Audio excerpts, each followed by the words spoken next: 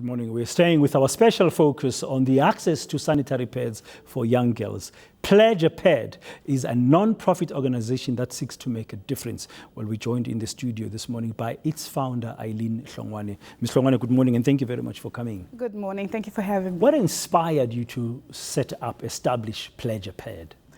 Well, Pledge a Pad was inspired by the fact that we used to go to orphanages and visit, and we would hear some of the girls saying that they're on their periods. But you'd ask yourself, if they're already in an orphanage and food, bread is an issue, what about the pads? Because, I mean, for instance, in an orphanage, you find that there are 60 girls.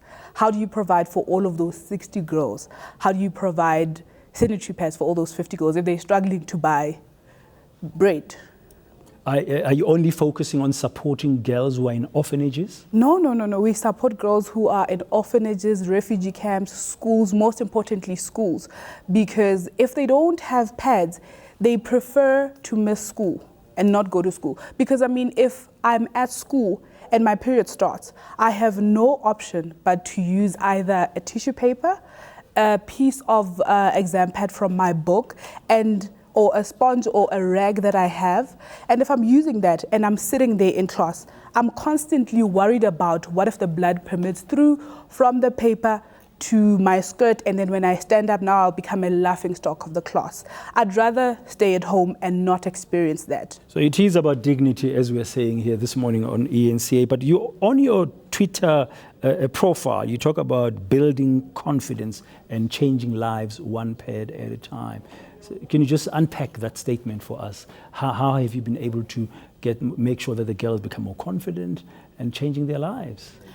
The thing is, if I don't have access to sanitary pads, it means that my self-esteem will be affected. My self-esteem will be affected by the fact that other kids will laugh at me if they see blood on my skirts, or I will be not confident enough because I know that I miss school and I will not realize my dreams of becoming a doctor, of becoming a newsreader, of becoming the next president, because of this thing that's holding me back. It will affect my dignity, it will affect my self-confidence, my productivity, it will affect me as a whole. But if I have somebody who's providing me with that necessity, I am able to, one pad at a time, one packet of a pad a month, to not miss school for 2 months in a year, to be able to write my exams. Because, for instance, if I'm in grade 5, we write our exams the whole week.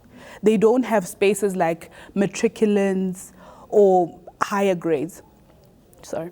What happens is that I have to write the whole week. And if I'm on my periods that week, I'm not writing the week, which means that I'm going to fail that grade, which means that my dreams of becoming a doctor are affected. Now, you're one of many NGOs or several NGOs that are trying to get this support and raise awareness of it. Just wanted to find out how difficult is it? Are you finding it easy that people are aware and there's an understanding of the need to do this? Because I think we're focusing on it now because thousands, tens of thousands of girls across South Africa are facing this difficulty all the time.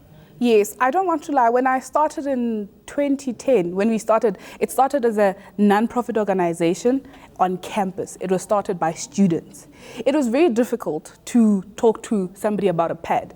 It was very difficult to talk to even another woman about the menstrual cycle. But as time went by, people got used to the idea that there is a need out there. There is a need that we all need to come together and provide this necessity.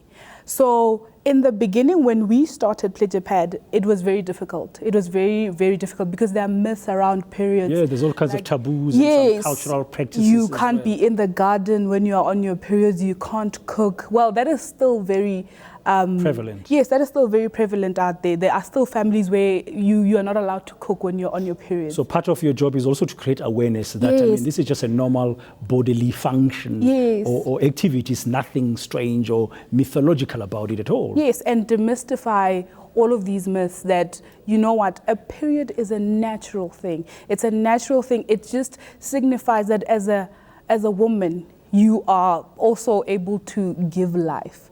It's just a natural human process, if I can put it like that. Let's wish you good luck with the job that you're doing. Thank you.